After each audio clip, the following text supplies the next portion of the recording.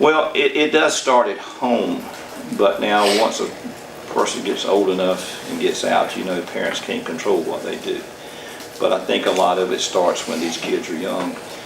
You take me, like I say, I grew up very poor, and at that time, Dad could have been on welfare, and I wasn't real happy because I didn't have the good things I had, like others in my class, which I had a small class too. But I've seen the time in what we used to call the five and dime that I'd go in there and I would want to steal something. I mean, I'm gonna be honest. But I knew better. And now I don't think that's instilled in those kids. Am I saying you gotta scare your kids to death? No. But so many families they want to partner with the kids. They want to be a part of that family.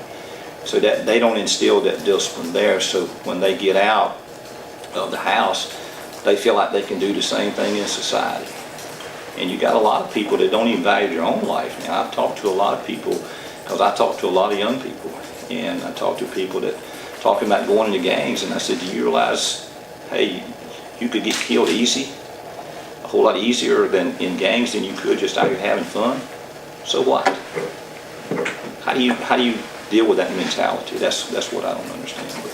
But I think if it was like my dad, and I'm not saying my dad was right, but I respect him now. At the time, I probably didn't respect him as far as I thought he was too hard on me. But I thanked him many a day when I got old enough to look back and said, Dad, thank you for what you did for me. Because, like I said, I could have been one of those 1,300 in our jail. That's how bad he was. But I'm not. Where did you grow up, Sheriff? Well, we don't have any. If you're talking about getting them from the federal government, we don't have any that we have gotten from the federal government. The only thing that we have gotten is some ammo cases and I think some cleaning kits or something.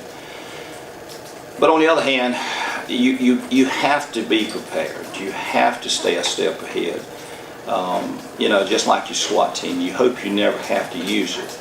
I'll use this analogy, and it basically is the same thing.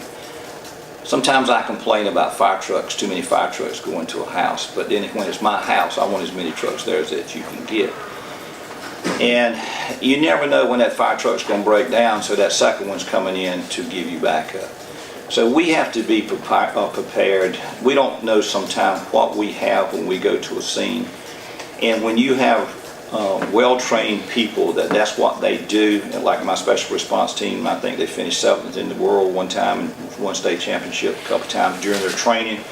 I don't think they've been lately, but when you have people that that's what they do and you can rely on them, then that I feel a lot better knowing I've got them, and if they're there that I can use them.